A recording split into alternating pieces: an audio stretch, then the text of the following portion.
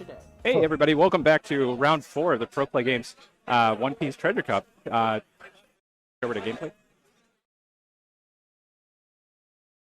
Just setting up for Eustace Kid versus Red Green Law.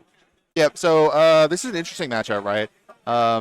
Law, as we know, right? Law's going to try to establish characters to the board, but Kid has a lot of great options in the early game to prevent that. You have stuff like the Izo, you have stuff like the Nekomamushi, and even the Okiku, welcome right? back from lunch. A quick reminder: Absolutely. we are going to be running side events all day Nekomamushi is long. like definitely Right one of now, those the cards you're 3 looking PM for in your gunslinger opening is hand. going on. Absolutely. And we're going to have Okiku, our just like you 6 said. PM You're also looking to kind of keep tempo with them once they start going bigger. You want to make sure that you have at least one threat in your hand already. Registration can be done at the booth outside.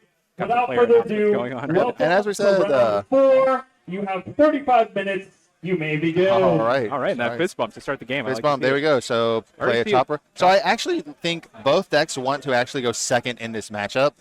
Going second is good for Law because he gets more Dawn in order to play more characters. And then Kid has a little bit of a better curve going second.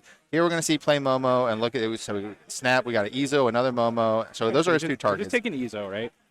It's tough to say, right? I mean, getting the Momo. Okay, so he's looking to just generate advantage. Generate along more with and his more opponent. value. Exactly. Okay. So typically, I'm looking to grab the 2Ks as often as I can so I can support the 8-drop, but that's right. This isn't really a matchup for that, as your opponent can just Otama Jet Pistol. Exactly, yeah. This is a little scary because of Otama Jet Pistol. And here we're not playing any games. We're just going to attack the Momo. You don't want your opponent to get another card, and we're playing Nico Robin. Nico Robin is so scary on curve here. Yep, you haven't established anything, and the Law player is just going to be able to clean up whatever you put down. So we're definitely looking to Nekomamushi here in response. Yeah, but it's tough, too, because if you Neko and swing, he can just block with Chopper. So. Oh, that's absolutely right. Yep, there we go. We're just going to go another Momo.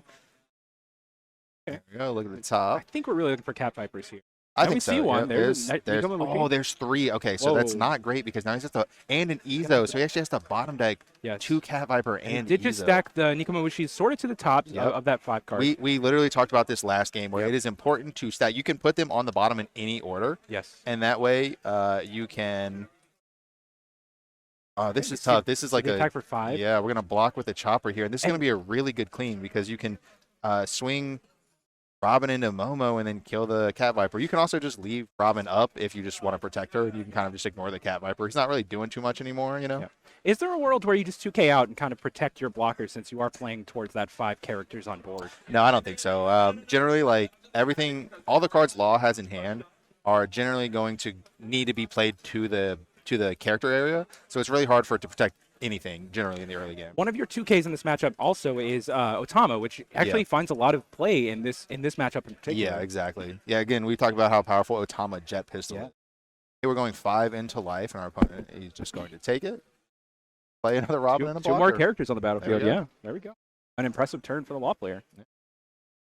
Again, Robin is just very strong at clearing chumps. You know, we have a variety of blockers, and then you can also, like get some stuff in with Otama. You can see the green players holding Bonnie, Pooh, 8-drop. Might have to be a Bonnie turn. He's got. Actually, I think I was wrong about the.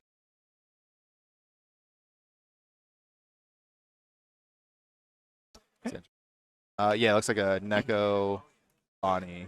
That's a 6K attack, probably on the Nico Robin, if I had to guess.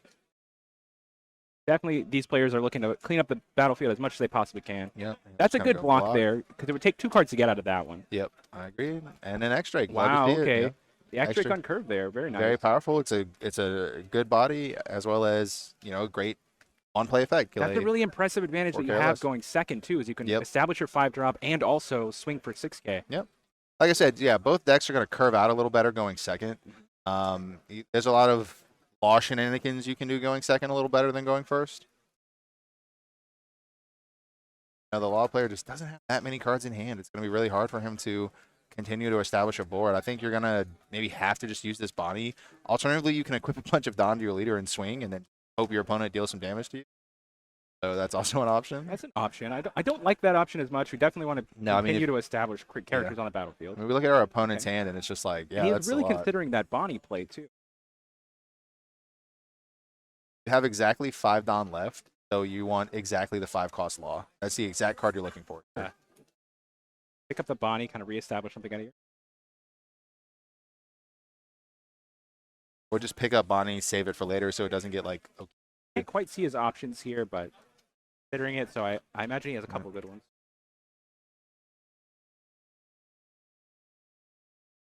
The kid player not attacking his life yet, so he is a little bit limited on cards in hand.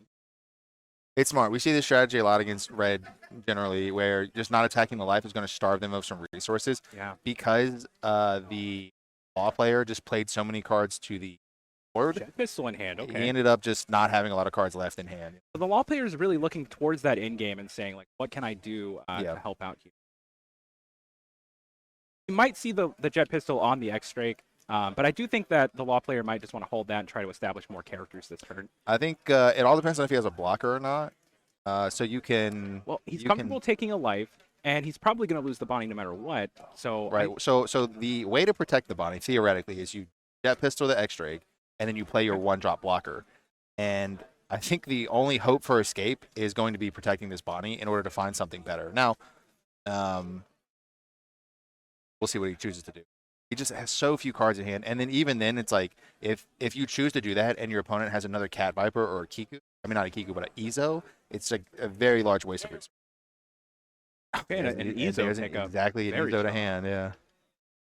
So one of the more powerful 2Ks that you have because it does offer you that flexibility, kind of clean up the battlefield, which we might actually see this turn. Yeah, and I would not be surprised if we see Izo, rest Capone, and then attack Bonnie. Also, this being another matchup where that 5-drop law is very powerful. Both players are going to be trying to put it into play and kind of battle it out. And just being able to drop Izo in might not seem strong, but it is that little bit of Dawn efficiency that you're looking to kind of clean up the battlefield, make yourself more efficient than your opponent.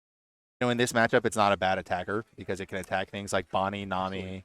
It can attack your opponent's Izos and your opponent's Cat Vipers. Like you said, you can just flip swap it with the 5-drop law. An annoyance for your opponent too, because they're really dropping those blockers to kind of stop your big attack. So he's choosing not to Izo. He 8-drop in hand, and you know, when you see your opponent jet pistol and X-Drake, I think you feel pretty safe to play your 8-drop. I also like just establishing Okiku. I think that was 2 Okiku. Play 8-drop, use its effect. 2 killers also. His hand is massive. Got a ton of options. Basil Hawkins at the end? Looks like a Beige.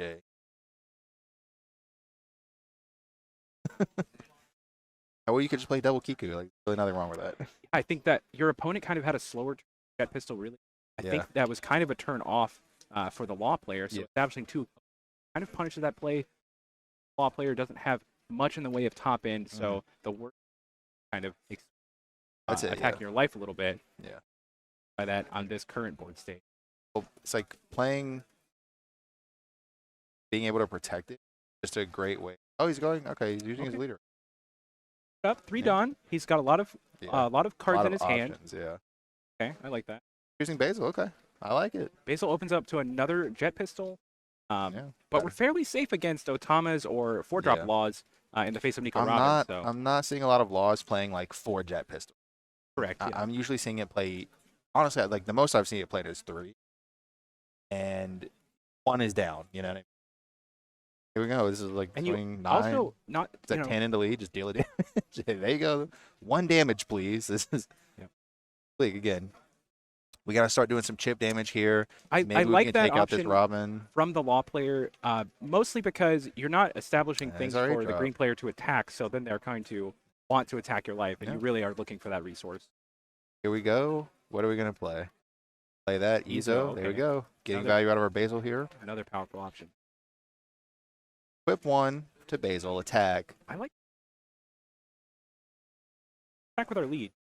Okay, so we are going to see the Basil. Now, this also makes Basil a 7K, so it's immune to a jet pistol off of the life here. Very smart. I like it. And now we still have 1 Dawn to attach to our 8-drop. Because we have such a high life total, since we have such a high amount of cards in hand, it might be easy to. It said, never mind, we're just going to play a Beige. I like that too. Capone over the killer? Let's get a bit more aggressive rather than. Yep, like putting your opponent at 2, you now have lethal on board. With the characters on board plus your leader ability, your opponent is staring down death.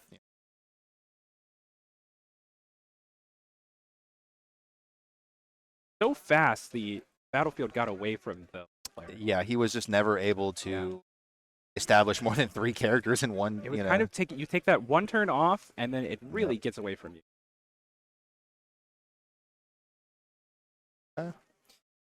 Yeah, he has a little bit of small rusters. He could like play the cat, attack the blocker. We're staring down lethal here. Have to do something. The Robins, which are going to be drop out of the out of Jimmy's. The Robins, which are like super good in the mirror match, just end up being like kind of not great against the options that the kid player had. Saw Nico Robin come down, and so we bigger than that. Yeah. Nami in our hand. Yeah, it's a good way to start the turn for sure.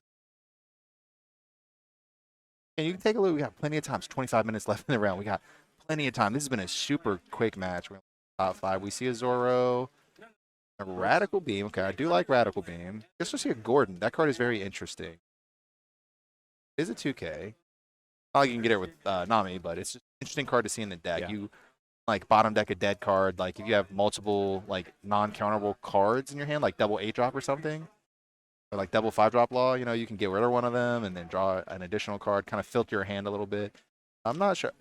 I see Radical Beam and Zoro, so grabbing Radical Beam like can protect you from losing. Grabbing Zoro is like a body you can actually do something. So it's an interesting.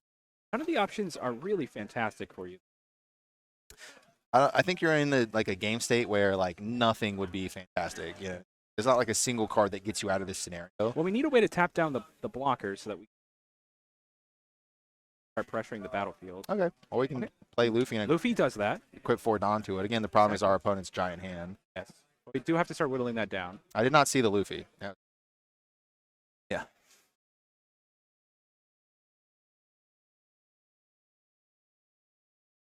That's so many blockers in hand. Well, there's another turn of Basil Hawkins plus a.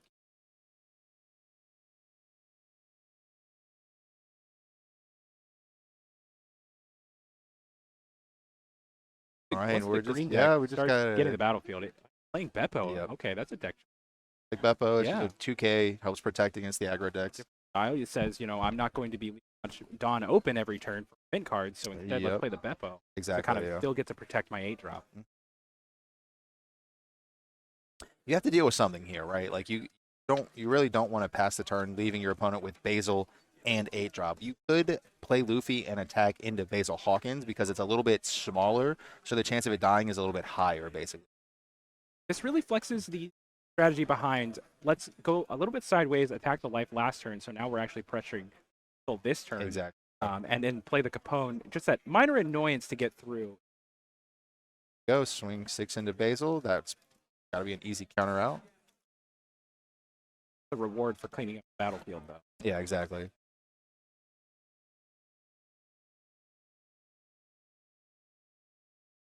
Now we're deciding, do we protect?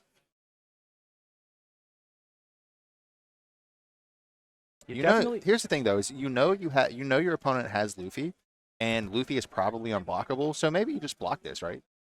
This is about the maximum amount of value Beige is going to get this turn. So your opponent just did use it. add Luffy to their hand. Yeah. Their hand's fairly small, so they're probably also not sitting on Zoro. okay. He's saying we can save Beige for another turn. Absolutely fine. It is. Next turn, your 8-drop Kid comes online, so even the unblockable characters are still headed into an 8K wall. I think the plan here is basically you count your opponent's Dawn, right? Your opponent has 8 available Dawn. Luffy cost 5. He's 6. That means Luffy at max can swing for 9K. So if I can protect my Basil or my 8-drop Kid from a 9K, I'm pretty safe here. And if he plays Luffy and attaches all of the Dawn, then I probably win. So I think you just count the Dawn there and you try to determine what your opponent's options are. We're going to see what Kevin does right now. So he has Chopper in hand, right? Equip 2, swing at Basil Hawkins for 8, getting 2 cards out of your opponent's hand and playing the Chopper. Again, in an attempt to protect yourself from losing the following turn. That gives you another turn. Yep. So then the options start. How many resources can I whittle out of Jimmy's hand?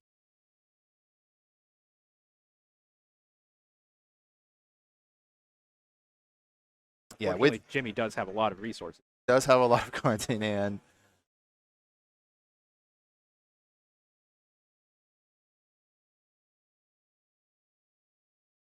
Very difficult decision to make. It is, yeah. It's hard. You could also consider not even turning your Luffy sideways, since There you you know go. it's not going to be successful. So here we and that go. just gives you another 5-drop for the following turn. Here we're going 9 into Basil, Okay. so we're going to need to see up to 10 to get out of it, and he doesn't. There you go. Unable to protect the Basil. That does actually move some mountains for him for the following turn. No, it makes it much harder to win this turn. You're probably going to end up using your 8-drop attack to clear the Luffy. Now, if you decide to what I call YOLO it and just go for game, that's a little dangerous here. It can be. Okay, and he said, you know what? Now he said, never mind. He said, we're going for it. But he's in a really strong position. He We is, saw the yeah. number of blockers in his hand. Again, we are forcing the attack onto the 8-drop 8K. Already very powerful. Yeah. And he could have said, I'm just saving my counters in hand for Absolutely, when you have yeah. to attack my 8-drop. Absolutely, yeah. You're going to go to 0 this turn. You're probably going to lose on the Yeah. following turn. And, you can equip a bunch of Dawn to Luffy to make it unblockable and bigger, but then what after that, I do like this, putting your opponent in this situation where they can just lose here. I do like it. More than likely, they're going to have to discard their entire hand anyway. Jimmy has had real excellent control when he deals the damage to his opponent. Yeah. And when he turns sideways, it seems like he's had a lot of practice in this matchup. Absolutely, yeah. Very practiced. Here we go. So this is 11. 11 into 5. Very large attacks.